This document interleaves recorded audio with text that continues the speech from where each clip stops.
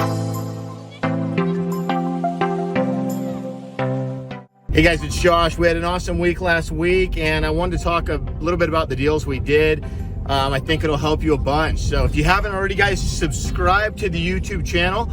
I like to do case studies. I leave a lot of tips. I have a lot of live clips from deals, and that's what today's episode is all about. I'm going to show you the 5 deals we did last week, which have all been sold now, most of which are closing actually in the next 7 days. It's pretty awesome. And if you stick around to the end of the video, you'll see where I got these deals from. So it was 5 deals last week. 4 of them came from the same marketing source, and it's a very cheap marketing source, one that absolutely everybody should be doing. It should be the first marketing you're doing in wholesale real estate and the first thing you're learning. So I'm gonna give that out at the end. So I wanna go over the deals, and here we go.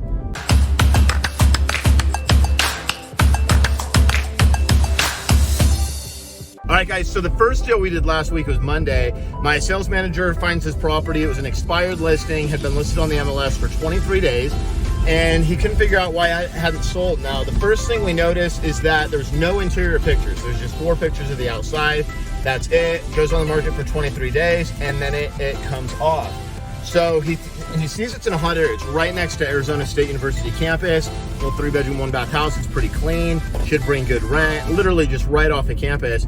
And so he skip traces the seller. He gets a hold of the family member, and it turns out the dad had lived there for a long time, just moved to assisted living. So his son-in-law, we'll see a couple sons-in-laws over these deals, is the one we end up in contact with.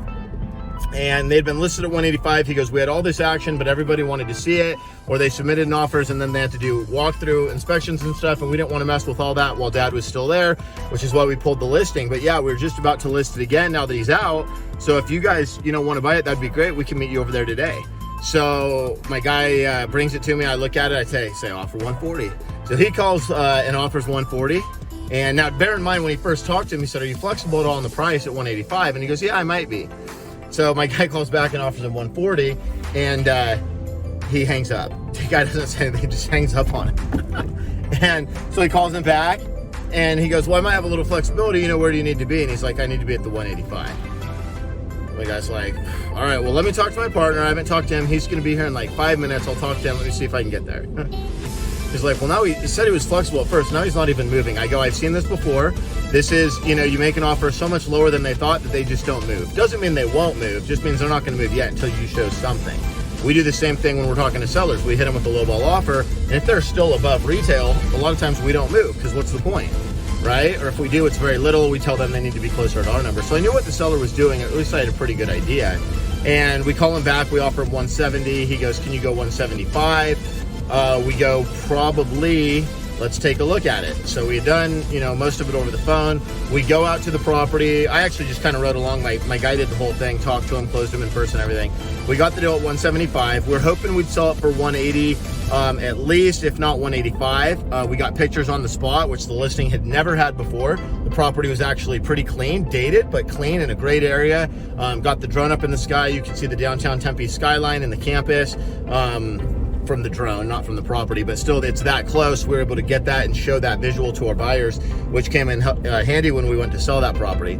So it's Monday. We've got our first deal locked up. Hopefully we'll make 5 or 10 on that one. Again, this came from prospecting, meaning we had to do a little research to track down the owner from a canceled MLS listing. The next deal we did, also on Monday, a guy calls me, so it's that same day, and from our direct marketing source, I'm going to tell you at the end of this video, and he says he wants 120 for his property. I say, let me take a look at it. I don't know if I can get there. I offer him 100. He asked me if I can come up to 105. I tell him I probably can. What's the easiest way to get him a contract? He says, well, if you could bring it by in person, that would be ideal. I go, all right, I can come right now. He goes, I can't do right now, but tomorrow works. I said, okay. And I was pretty excited about this one. So the next day, Tuesday, we went and we got that contract. So now it's Tuesday, and we've gotten 2 deals. We locked that one up for 105, and I'm hoping I can sell that one for anywhere from 115 to 120, probably somewhere in there. Off first look, I knew it was at least that or better. I was pretty excited. Tuesday, the day we went to get that one, earlier in the day, we have a guy call me. In fact, if you guys saw my last YouTube video, you saw me talking to him live. If you haven't, As soon as you get done with this video, go back and watch the last video. I show you qualifying this seller, making the offer, etc. But he calls in from my same direct marketing source as we got 4 of these 5 deals from last week. And he says, this is my mother-in-law's house. All the money's going to her. I help her with it because my father-in-law, died some years ago. She's got a few other rentals, but this one, the tenant moves out Thursday. Now, bear in mind, it's Tuesday, so that's 2 days away. Tenant moves out Thursday. We want to sell it. What do you want to offer? And I said, well, what do you want for it? And he says, I want $55,000. Now, this is a 3-bedroom townhouse in Phoenix. I'm going, it's probably a pretty dang good price. There's not even crappy complexes out there where you can get a 3-bedroom condo or townhouse for 55 grand. Like, this has got to be a deal. So I'm already getting excited. I get towards the end of the call, ask him the basic property information, bedrooms, baths, does it have updated window, AC, that kind of thing. And I ask him if he's flexible. I tell him he sounds a little high on his price. He immediately comes down to 45. He goes, you know what, I'll even do 45. I'd even go down to 45. Okay. That way, if you had to renovate it and put a little into it, you'd still be sitting on some good property. I'm going, oh my gosh, he just gave me 10 grand. This is amazing. So I call him back up and I offered him 40. He takes it, but the catch is he says he can't meet me to get the contract signed till Saturday, that he'll have his mom come with him and meet me at the property on Saturday, a couple days after they get the keys, because he works during the week. So I tell him, Saturday's not going to work. I've got plans. Is there any way we can meet today, right? Because I don't want him to go 4 days. He might change his mind. Somebody else might talk to him and offer him more, etc., etc. So he goes, well, I guess I could meet you after work today. How about 5:30? I say, I'm there. So I go to their house, even though I don't have pictures yet, and I lock up this deal that I know is a deal. And as it turns out, I actually ended up going back on Saturday just to get the pictures. By that time, I already had the contract. And it wasn't in bad shape. I mean, it's not a great complex. Obviously, it's $55,000 condo. We ended up getting it for 40. Clearly worth a lot more than that. So I'm looking at that one going, I could probably sell this for at least 55, maybe 60 grand.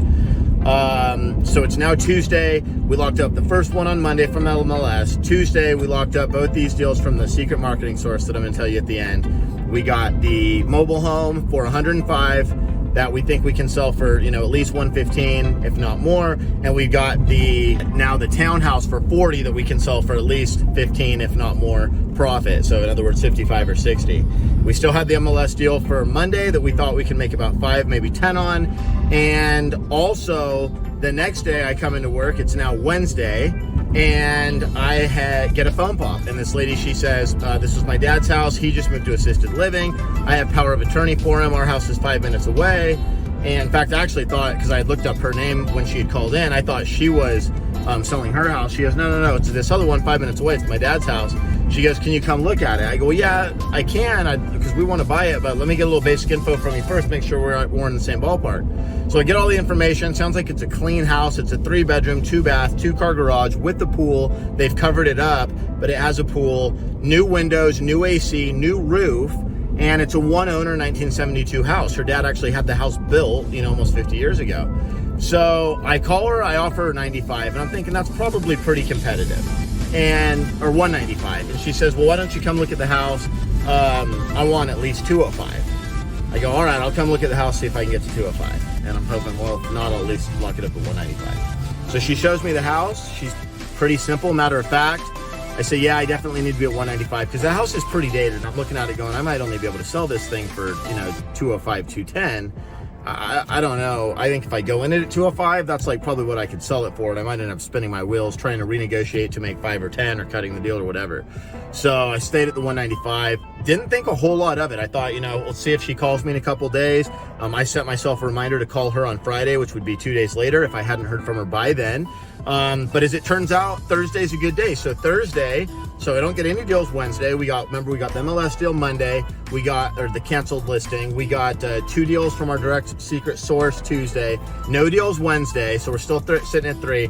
And then Thursday, I get a call from this lady, and she goes, we're trying to sell our house. We just put it on the market 4 days ago. I'm like, it's already on the market.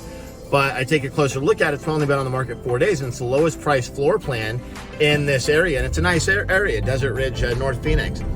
And It's listed at 350, and she comes right out and tells me that she got an offer from 285 and she turned it down from an investor.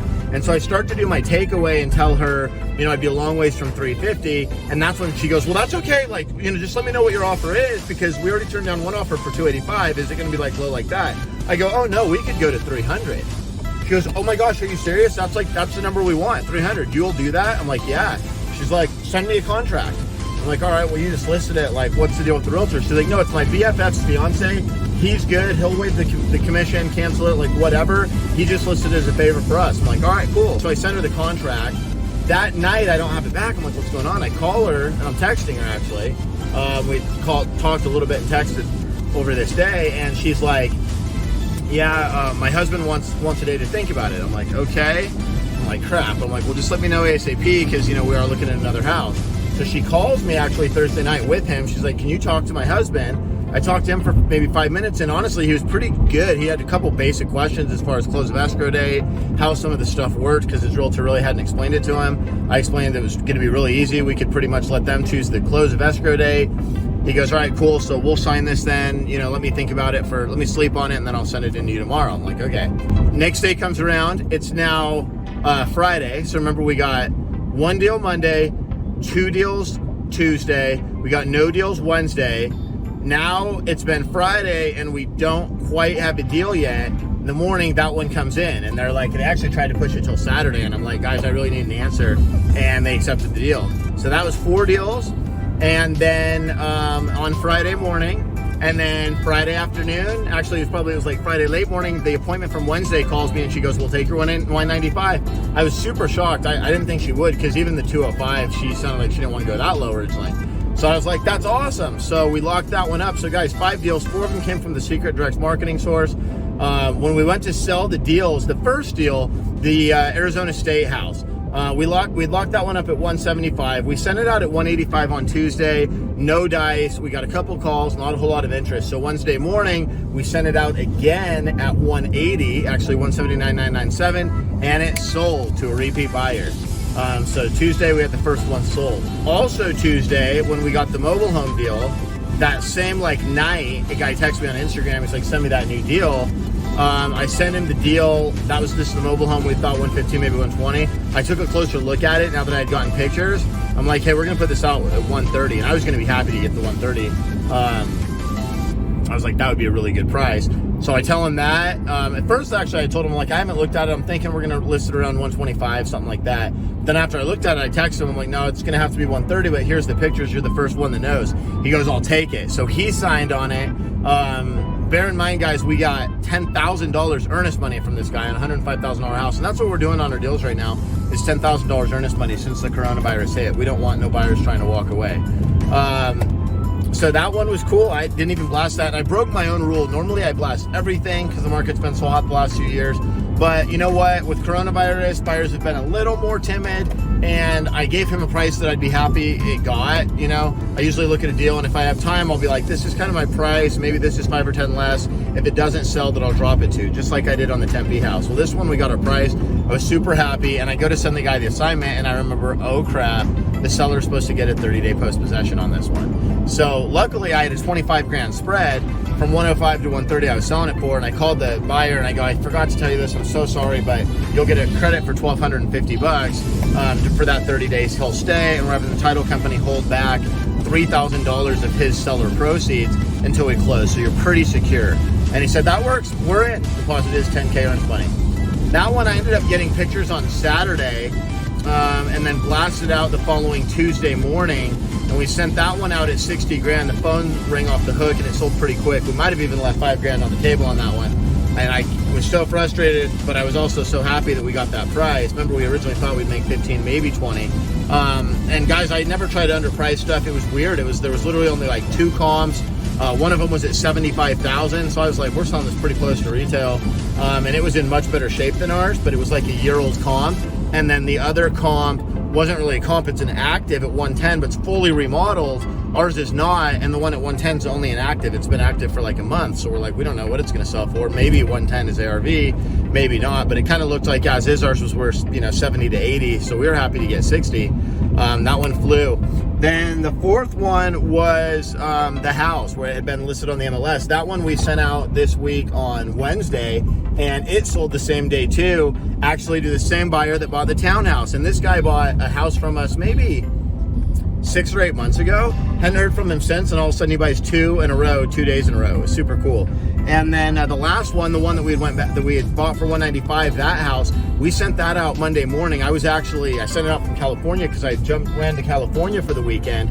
I sent that one out Monday morning from the hotel room in Huntington Beach. By the time I got the dog downstairs to let her go to the bathroom and grab my coffee on Main Street, the property had already sold. I had somebody email me saying we'll take it. So it was awesome, guys. So total profits on these deals. The ASU house, we bought for $175, we sold for $179,997, and we made $3 short of $5,000. The mobile home we picked up at $105,000. We sold it for $130,000, which is a spread of $25,000. But we had to credit the buyer $1,250 so that he felt like he was getting rent for the 30-day post-possession. So our gross profit on that deal, $23,750.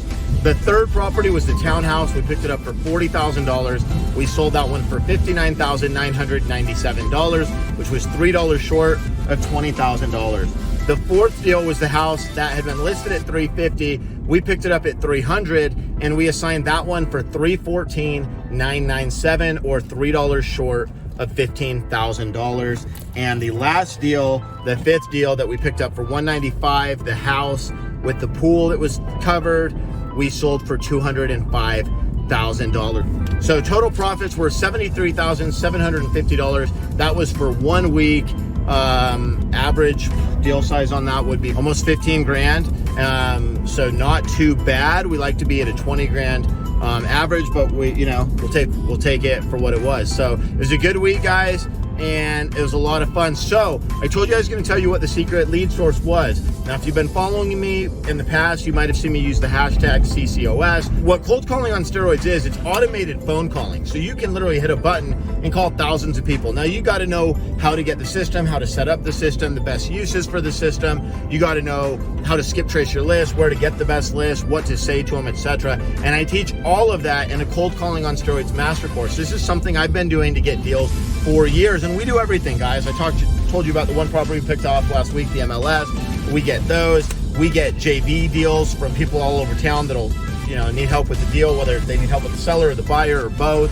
We do direct mail. We've done a lot of pay-per-click in the past, although right now I'm not doing as much of it because the lead cost is so expensive, and you got to be all over those leads. And frankly, when I'm at the beach, I don't want to have to worry about the phone call, my cell phone ringing and going, oh, I got to take this. It's a $600 lead. So I don't do the PPC right now, but I've done it in the past, made millions of dollars from PPC. So that's a good one, but nothing touches even close to cold calling on steroids, where you can get leads literally as low as $5.